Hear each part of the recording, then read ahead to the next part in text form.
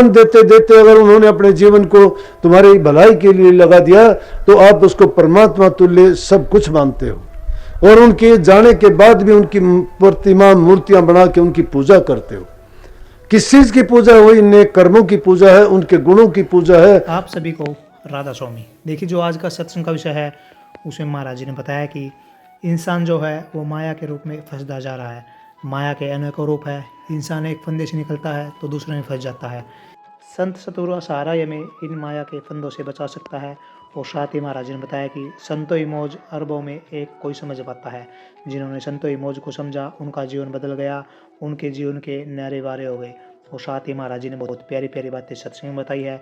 अगर जो बातें हम अपनाते हैं तो हमारा जीवन सार्थक और सफल बन जाएगा। तो चलिए आपका कीमती समय लेते हुए सत्संग को शुरू करते हैं। कृपया इस प्यार भरे सत्संग को पूरा सुनकर पुण्य भागीदार अवश्य बनिए। राधा स्वामी। जैसे एक राजा था, उसको मूर्तियां लाने का बड़ा शौक था। जहां से भी उसको अच्छी मूर्तियां मिलती उनको ले आता।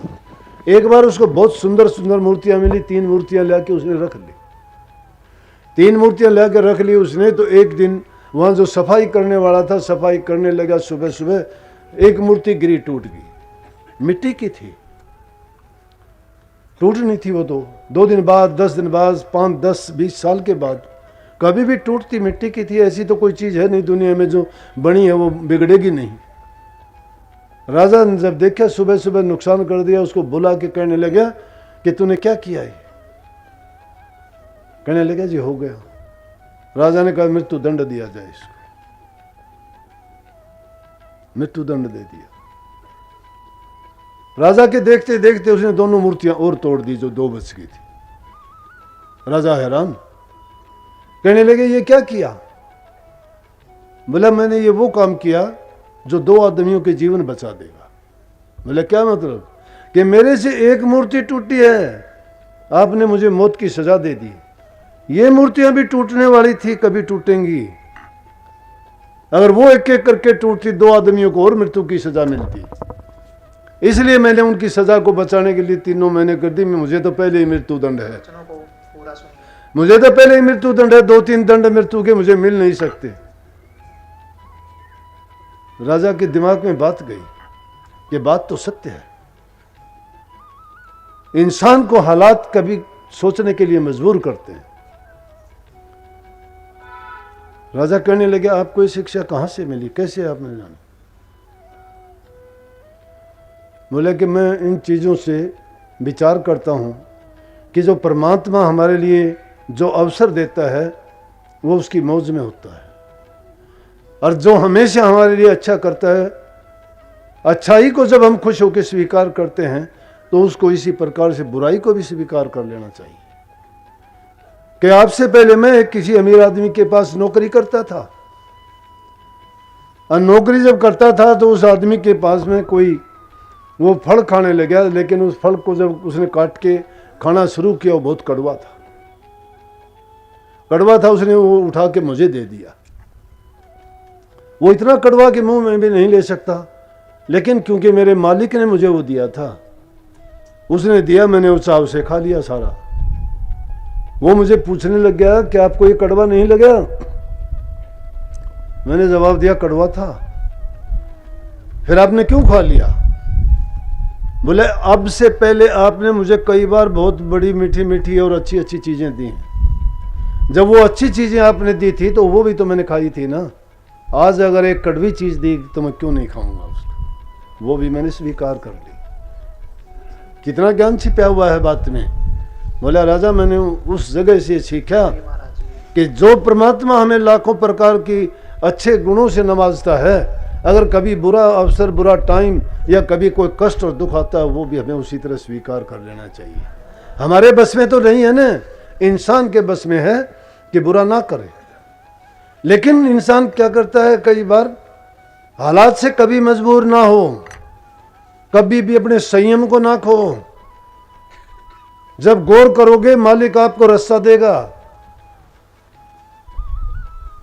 सभी हालात एक जैसे नहीं गुजरते हैं। कई बार ऐसे अवसर आते हैं, बुरा वक्त आएगा तो अपने आप भी वो बदल जाएगा, हमेशा बुरा नहीं रहेगा।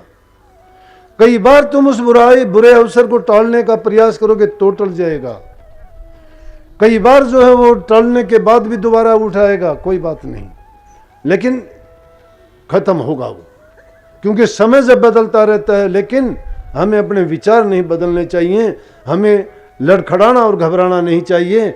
संतों की लाइन ये है कि प्रभु को अपना सब कुछ अर्पण करो, अपने ख्यालात, अपने विचार, और हर चीज में सतगुरु के मालिक की उस कृपा और मौज को निरखते रहो। और जब जैसा अवसर हमारे साथ बीतता है उसको हमेशा उनकी मौज समझ के मानते रहो, लेकिन जानबूझ के ऐसे कर्म ना कमाओ कि जिसके कारण हमें उन कर्मों को ढोना पड़े, हमें उनके कारण नीचा देखना पड़े, हमें उनके कारण तिरस्कार लोगों से मिले, या लोगों के लिए किसी प्रकार की हम ऐसे बाधा पैदा ना करें कि जिससे लोग हमारे से नफरत करें। ऐसे काम करके जाओ, ऐसे नेक काम करो जिसको सुन के भी दूसरे लोग ये कहें कि हाँ इसने किया, चाहे हमें अपने प्राणों की आहुति क्यों ना देनी पड़े। जिन लोगों ने अपने प्राण दान दिए, चाहे वो किसी भी चीज में थे, नेक कर्मों में, चाहे वो किसी भी क्षेत्र में थे, अगर युद्ध के मैदान में किसी ने दुश्मन से लड़ते हुए प्राण दिए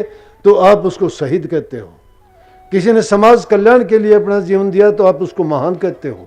जो आपको ज्ञान देते देते अगर उन्होंने अपने जीवन को तुम्हारी भलाई के लिए लगा दिया तो आप उसको परमात्मा तुल्य सब कुछ मानते हो, और उनके जाने के बाद भी उनकी प्रतिमा मूर्तियां बना के उनकी पूजा करते हो। किस चीज़ की पूजा? वही नेक कर्मों की पूजा है, उनके गुणों की पूजा है, उन्होंने जो इस समाज को दिया उन बातों की पूजा है। इसलिए इंसान को वो काम करने चाहिए, और वो काम हम कब कर पाएंगे? जब सच्चे गुरु की शरण जब मिल जाती है। दुनिया के सबके विचार एक जैसे नहीं होते हैं।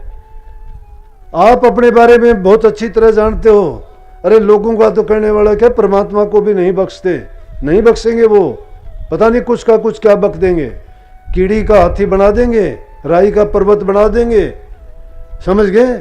लेकिन तुम अपने बारे में अच्छा जानते हो, इसलिए जो हम जानते हैं हमारे बारे में, अपनी तरफ से जानबूझ के कोई ऐसा निंदनीय काम ना करें कि जिसके कारण हमारी निंदा हो। सच्चे रास्ते पे चलते रहो, बुरा करने वाले अपने मुंह की अपने आप खा लेंगे, और उनको खुद स्वयं पता लग जाएगा कि मैंने जो कर्म किया उसका फल मैंने भुगता और पाया।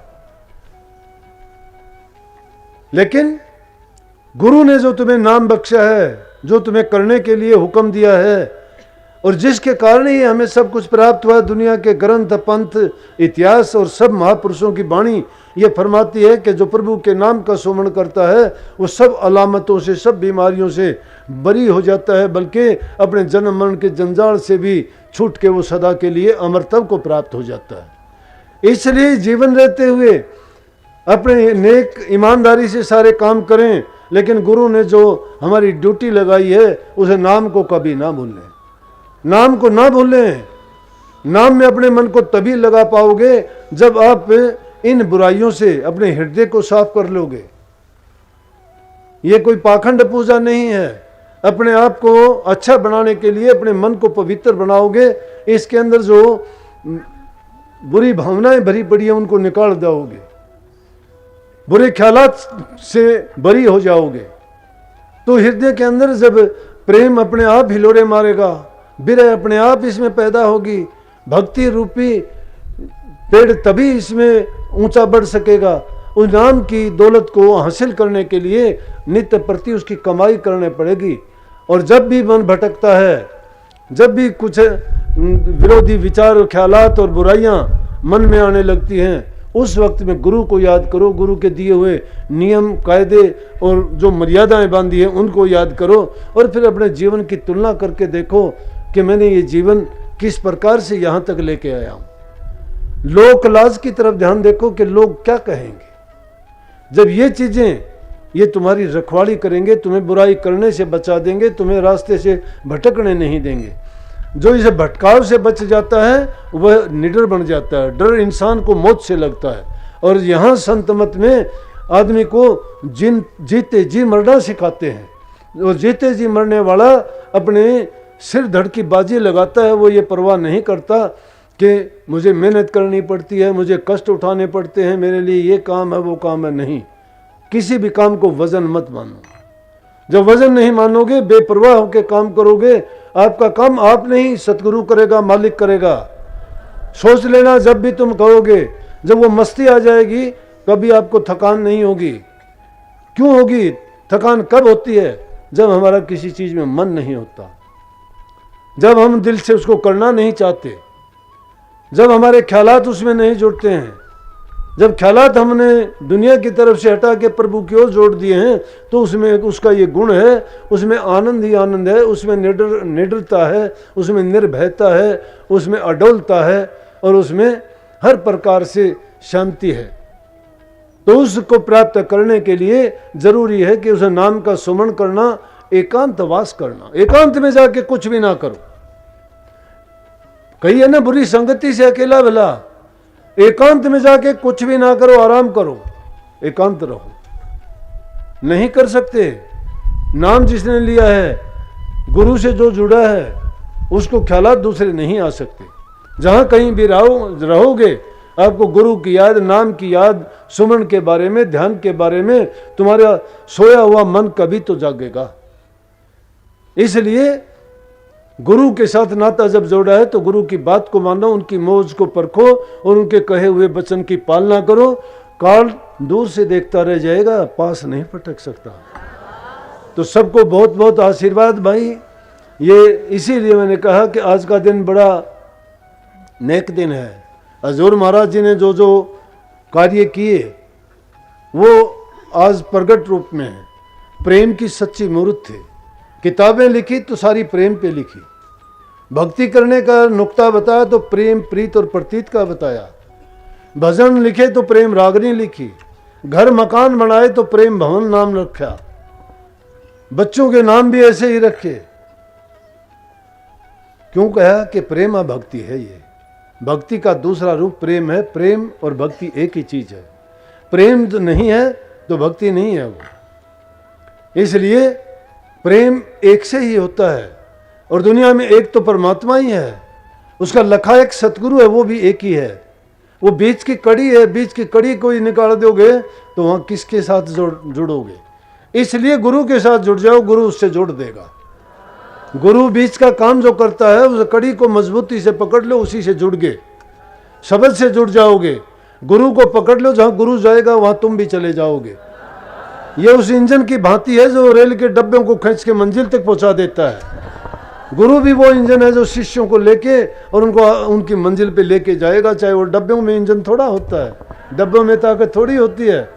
ताकत तो इंजन में है, लेकिन उनमें ताकत है जो जोड़ वाली ताकत है। वो जोड़ अगर खोल देंगे तो डब्बे गुड़ते फिरेंगे, नहीं जाएंगे। जोड़ ऐसा दड़ लगा लो, जहां इंजन जाएगा वहां जाओगे। इसलिए गुरु से प्रेम प्रीत का नाता जोड़ो, उन पर दृढ़ विश्वास श्रद्धा मन में लेके आओ। कभी भी किसी प्रकार का भ्रम पैदा ना करो, तुम्हारा नुकसान होगा। इसीलिए कहिए, कभी भी गुरु द्रोहियों के पास मत बैठो, तुम्हारे विश्वास को तोड़ेंगे। वो निंदा की बात करेंगे और वो अपना पाप भी तुम्हारे सिर छोड़ देंगे। और देख लेना प्रत्यक्ष रूप में, जो गुरु निंदकों का साथ करता है उसको भोगना पड़ता है पाप।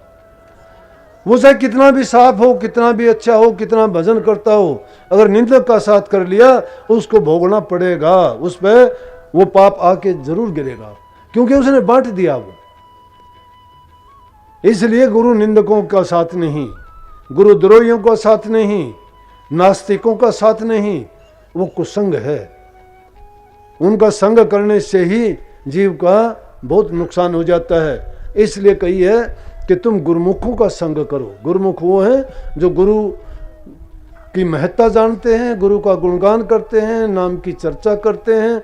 वो सिर्फ शब्द और अभ्यास की बात करते हैं या सत्संग की बात और जीवन कल्याण भलाई की बात करते हैं, जो सबके हित की सोचते हैं। उनका साथ करो, उनका संग करोगे तो तुम्हारे विचार उनके साथ दृढ़ होंगे। तो शब्द तो इसने गाया था कि साथ दो मार्ग सुगम सहेला। सुगम सुहेला तो है, लेकिन दूध छठी का निकलता है।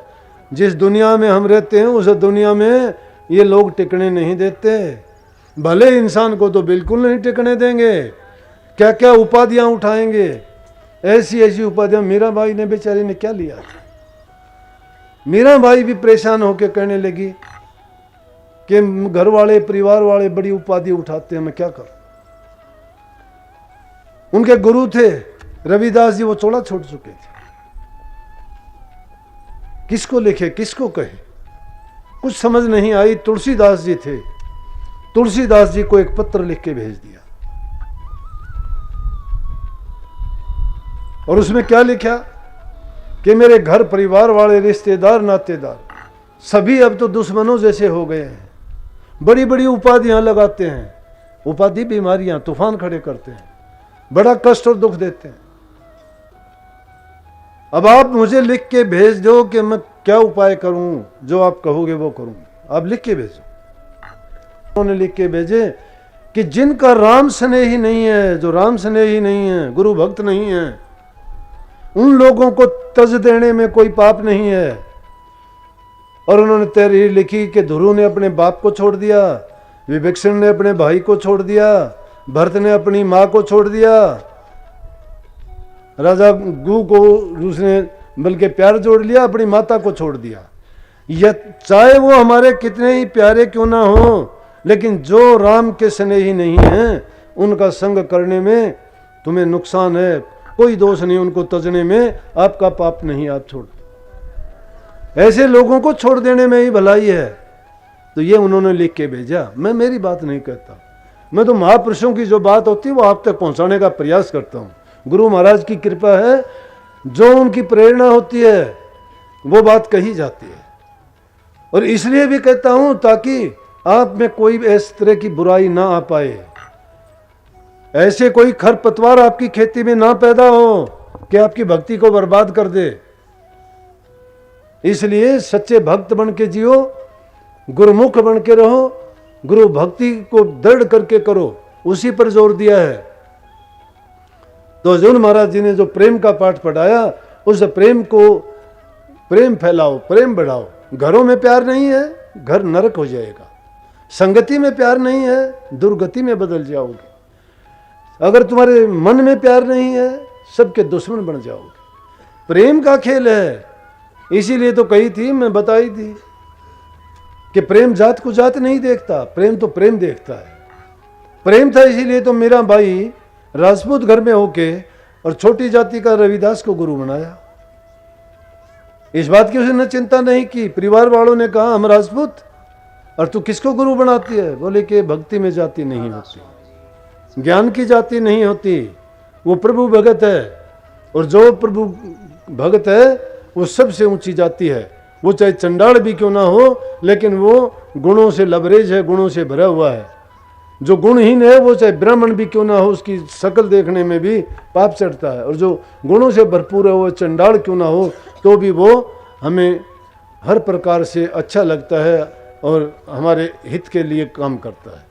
इसलिए सच्चे प्रेम की पूजा करो, प्रेमी बनो, नाम के प्रेमी बनो, गुरु के प्रेमी, संगत के प्रेमी, परिवार के प्रेमी, पत्नी के प्रेमी, बच्चों के प्रेमी। प्रेम करो, और प्रेम जब करोगे तो देखोगे क्या आलम होगा, घर स्वर्ग के समान बन जाएगा आपका। ये जीवन, ये संसार भी तुम्हारा स्वर्ग के समान बन जाएगा। इस जीवन की यात्रा में अनेक प्रकार के लोग मिलेंगे, लेकिन तुम प्यार बखेरते चलोगे, तुम्हें प्रेमी ही मिलेंगे। सबको बहुत बहुत आशीर्वाद। सद पर मालिक कृपा करें, आपके जीवन में भक्ति, प्रेम, श्रद्धा, दया, परोपकार, परहित और भलाइयों को भर दे, जिससे आपका जीवन सुखी हो और आपसे मिलने वाले भी सभी सुखी हों। राधा। सत्संग को पूरा सुनने के लिए आपका बहुत बहुत धन्यवाद। हम आशा करते हैं आपने सत्संग को बड़ा ही ध्यान से सुना होगा। तो जैसे ही प्यारी साध संगत जी आपने सत्संग में सुना, महाराज जी ने बताया कि परमात्मा के आगे किसी की चतुराई नहीं चलती, ना वो किसी को कौड़ी देता है, ना किसी को पाई कम देता है।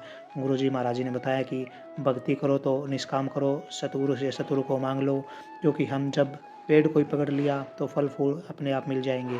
पाखंडों में मत फंसो, किसी बात की चिंता हो तो संत सतगुरु के पास जाओ और उनसे अपने मन की बात कह दो, आपके सभी जो जीवन के रास्ते हैं वो खुल जाएंगे। तो कृपया महाराज जी की इन बातों को आप अपने जीवन में अवश्य उतारिए और अपने जीवन को सार्थक और सफल अवश्य बनाइए।